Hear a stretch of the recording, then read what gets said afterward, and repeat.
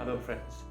The topic that I'm going to cover today is process of communication, and I shall be starting with the definition of communication, and then I shall shift to the process of communication. What is the basic meaning of communication? Friends, this word communication is derived from the Latin word communicare or communico, both of which means to share. Thus, through communication, we share our thoughts, ideas, feelings with the other person or with the other party. Now, this means that thoughts, ideas, and feelings can be shared between minimum of two people or between one person who is the sender and group of people. Of course, there is intrapersonal communication, but in majority of the theory of communication, we talk about interpersonal communication. So these thoughts, ideas, feelings can be shared with the other person, but how? There's certain conditions. One of the most important of them is that medium of exchange, that is language, should be common to both the parties. If medium of exchange is not common, friends, the message cannot be communicated properly. The message will not be understood properly. Now this leads us to a very important question. If we say that language should be common, what about non-verbal clues? What about things like body language? Should body language or should the meaning attached to body language be same by both the parties involved? The answer is in the affirmative. Yes. If the meaning attached to gestures, postures, if it is different, there can be total incomprehension of meaning between the two parties. So in a nutshell, communication refers to exchange of thoughts, ideas and feelings between minimum of two people or between one person and a group of people.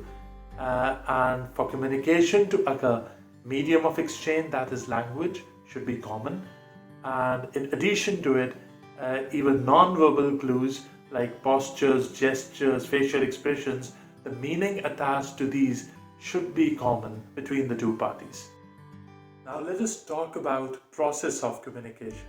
The process of communication, friends, involves 5 steps or stages. The first one is ideation, the second one is encoding, third one is transmission, fourth is decoding, and the fifth one is feedback. I'll be discussing all these things one by one, but before I do it, a reminder or point of caution. It is normally the 5th step, that is feedback, that is most ignored. We concentrate on the first 4 stages, ideation, encoding, transmission and decoding, and we forget to give the feedback.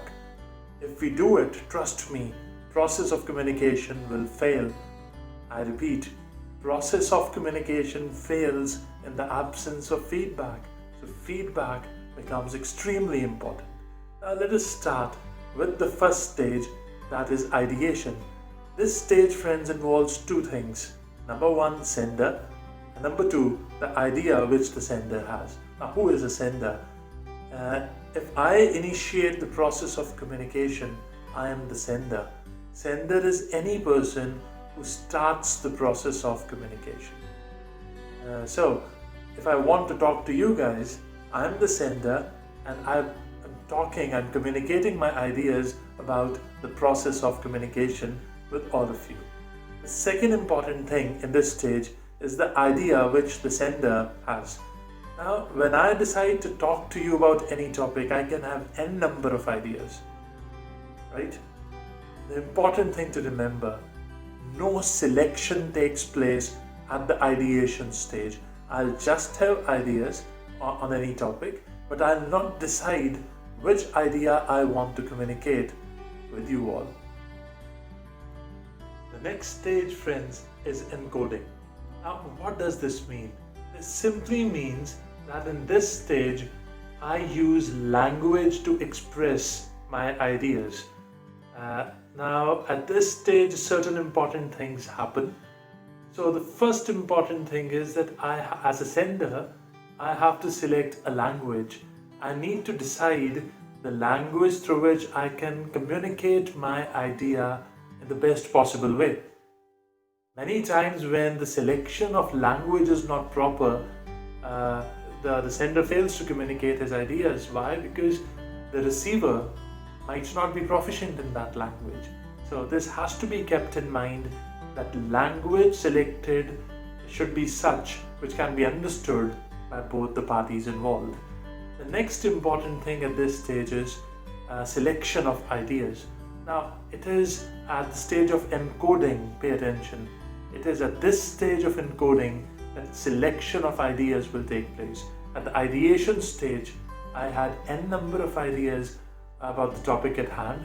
Now I select the ideas in the stage of encoding, the ideas which I want to communicate through that language. And how will this selection take place? This selection depends upon what my objective of communication is. This selection depends upon my ability to communicate ideas, both physical and mental. This selection depends upon your background, whether you are from the same field or not. So if at all you're from the particular field, then I might not elaborate the ideas that much. But if at all you do not belong to my field, I might have to explain everything in minute detail. So keeping in mind my objective, I might decide to skip certain sections or certain ideas. Why? Because if I go into the detail, you might not understand stuff because of lack of academic background. In addition to all these things, selection of ideas is also dependent upon my physical state. If I'm extremely tired, I might decide not to go into the details of things. If I'm ill, I might not be interested to go again into the details. My psychological state of mind, if I'm in a very bad mood, I might not explain things very well, I might be very irritated. So selection of ideas happens at this stage of encoding, and it is dependent on the factors related to the sender for sure, and it is also dependent upon the sender's perception of the receiver along with the objective of the sender. The third stage in the process of communication is transmission. The first stage was ideation. I had ideas. Second stage was encoding. I used language to communicate some of the selected ideas. Now, how will that idea, which has been encoded, reach the receiver? It will be transmitted to the receiver. So the two important things at this stage of transmission are channel and noise. I repeat, channel and noise. What is the meaning of channel? Channel, friends, is the vehicle through which the message communicates to the other person. Message reaches the other person. If I decide to give you a call, then that telephone line is the channel. I am the sender and you are the receiver. If it is face-to-face communication, then I am the sender, you are the receiver, and the message travels through the medium of air. So air or air particles will be the channel here. So selection of channel becomes very important, because if as sender I end up selecting a wrong channel, the other person, the receiver, might not understand anything. So let's have an example, and I'll just inverse the situation a bit here. So let us just assume that I'm the receiver and you are the sender now. And let us assume that I'm not very tech savvy. I do not use computers, I do not check my email, and you want to inform me about anything, or something very important, and the channel that you select is an email. So like a very good sincere student, you type something important and you send it to me via an email, but you end up selecting a wrong channel. Why? Because I'm not tech savvy. I don't check my emails that often. This is just an assumption. Okay. So what will happen? Since I'm not tech savvy, I might not check my email, but if at all I do try to check my email, I might not be able to download the attachments. So what happened here? The selection of channel was not proper. So kindly select the channel properly if at all you want to communicate your ideas well. The second important thing at this stage, noise. What is noise? Noise can simply be called disturbance in the process of communication. Now, what happens if at all there's some disturbance? Quite clearly, the message will not be communicated well. So how many types of noise or disturbance can be there? Multiple types, but broadly speaking, around 4 types. I'll name them, starting with physical noise or physical barrier, psychological noise, a psychological barrier, linguistic and cultural noise and barrier, and mechanical barrier. So these are the 4 broad types. So let's start with physical barriers. So what can be a physical barrier in the process of communication? A competing stimulus. When you want to talk, you are having a if you're talking to someone, you initiated the process of communication with someone, and there's another group talking very loudly. That is a competing stimulus. So it might hamper your ability to communicate your ideas properly to the other person. Next up, after physical barriers, it can be psychological barriers. Psychological barriers basically refers to frame of reference or worldview. Many times we communicate with people with preconceived notions. So these preconceived notions, these ideas that we form in our mind before even interacting with anyone, they at times also create barrier because we are not very receptive towards what the other person says. So this can be psychological barrier, that is frame of reference. The worldview can be a psychological barrier. Next, the cultural values. Cultural barriers, I should say, not cultural values. These are the barriers which are there because of difference in cultural values. If a particular person belonging to one culture values a particular thing, another guy belonging to a different culture will surely not value the same thing. He'll value something else. Now when these people, they interact, there is quite a chaos. Why? Because the first person does not know what to expect of the second person. So person A behaves in a particular fashion which he considers as normal, and person B does not appreciate that thing. Why? Because he values totally different things. I'll give you an example. There's an oft-repeated example of an Indian guy going to meet a Japanese client. Now in India, unfortunately friends, we are not very punctual. If we are 10 to 15 minutes late, we kind of consider it as normal. This is the situation. Now, in case of Japan, they value punctuality quite a lot. So this Indian guy, if he goes to meet the Japanese client and he's 10 or 15 minutes late for the meeting, this Indian guy might consider it perfectly fine that he's just late by 10 minutes, so what? But this Japanese client might not be receptive towards anything that this Indian guy might say. Why? Because he'll be offended and he'll have this feeling that if this Indian guy, who hypothetically speaking is the most suited for a particular job, cannot value time even before the order, will he be able to deliver actually once the order is given? So this barrier will be there, and why will it be there? Because of difference in cultural values, so it will be clubbed under cultural barriers.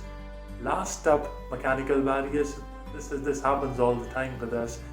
If at all we're talking on a microphone, then disturbance in it or disturbance or static on that telephone line. So all these are mechanical barriers. So because of it, there will be difference between intended meaning and realized meaning, and the process of communication will be affected by it. Fourth stage, friends, in the process of communication is decoding. First was ideation, I had an idea. Second was encoding, I used language to communicate that idea and I selected the idea. Third was transmission, I selected a channel and I hoped that there was no noise or disturbance. Now fourth is decoding. Now the first 2 stages, that is ideation and encoding, that happens at the end of the sender. Transmission is done by the sender. Now decoding solely happens at the end of the receiver. Now what is decoding? Decoding is the extraction of meaning out of the received message. If you are the receiver, you receive the message, and when you understand the meaning out of that message, that is decoding. Now decoding, friends, again is dependent upon a lot of factors, both at the end of sender and receiver. If as sender, my knowledge base is not good enough, I might not be able to communicate my ideas that well, and as a receiver, certainly you will not be able to decode the ideas properly. If as sender, my pronunciation is horrible, you might not understand or you might not be able to decode the message properly. If as a sender, I'm suffering from fever, high grade fever, I might not be able to explain things well to you, and the decoding will be affected by it. And all these things will be applicable to the receiver's end also. If as a receiver your vocabulary is not good, you might not be able to decode whatever I say. If as a receiver you're down with fever, you might not be able to concentrate on whatever I say, decoding will be affected badly. So unfortunately, again, there is no guarantee that decoding will be exactly as the sender intended it to be. So there will be, in majority of the cases, slight or very big difference between the intended meaning and the realized meaning. So this means in the process of communication, it is desired that decoding should be exact, but exact decoding rarely happens. Now we reach the last stage of the process of communication, that is feedback. This is the fifth stage, friends. Now feedback is extremely important for process of communication to succeed, because if feedback is not proper, the sender might get a wrong message. A sender might be totally dejected. A sender might believe that as receivers, you are not interested in listening to him, so he might stop communicating. So kindly remember that it is extremely important to give proper feedback. Now let's think of a situation. Let us suppose it's a classroom situation. I hope this COVID thing improves soon and there's this formal classroom teaching is back again. So let's just take that example. Let's just assume that it's the formal method of teaching going on, classroom situation. Teacher is in the class and he's giving reasonably good lecture, and students give wrong feedback, which unfortunately again happens quite a lot in the Indian context. Let us suppose students have not understood anything and they just go on nodding their heads. What will the teacher believe, or what is the message that he'll get? He'll get the message that everything is clear. He might be very confident about this fact, and he'll only come to know about the truth in the exam, and the student will not be able to write anything. So we'll not continue with such a negative example. So let us suppose students decide not to give any feedback. The teacher decides to delivers a lecture in the class, and students do not give any feedback. Now two things can happen. The first is that there is a limit up to which the teacher will go on speaking enthusiastically, and after that he will be affected by this no feedback by the students. So what will be the effect of this no feedback on the teacher? So he'll be a bit conscious for sure. He'll try to make sure that students have understood stuff, and if at all they still persist with no feedback, it is possible that the teacher might not be able to communicate properly. He might become so conscious that why are students not responding at all, right? Now at the students' end, many times they say that if we decide not to give a feedback, we do not communicate anything. I repeat again, if in this example students do not give any feedback, do they communicate something? Yes, they do. Kindly remember this one line: no feedback is also a feedback.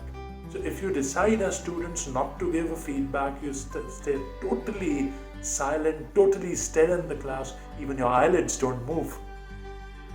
And then you communicate a message that either the teacher is not able to explain things to you, or you are least interested in the lecture. So whenever there are two people involved, Feedback in one form or the other will be there, and it is advised that feedback or response should be exact and proper. By proper, I do not mean positive feedback. By exact and proper, I mean the feedback as it should be, or feedback dependent upon the message which is being communicated. So, very quickly, for the revision's sake, there are 5 basic stages in the process of communication. We start with ideation stage. Next up is encoding. Third stage is transmission. Fourth is decoding. And fifth is feedback. In the ideation stage, we had ideas about a topic. In the encoding stage, we selected ideas and we selected language to communicate those ideas. Third stage was transmission. We selected a channel, medium of communication to exchange our thoughts, ideas, feelings with each other. Fourth was decoding. As receiver, you tried to understand the meaning, you extracted the meaning out of the received message. And fifth was the feedback or the response that the receivers might give to the sender. With this, we reach the end of this video. I hope all the 5 stages of process of communication are clear to you, and you'll remember this thing, that feedback is extremely important. On this note, I sign off. Thank you so much. Have a great day.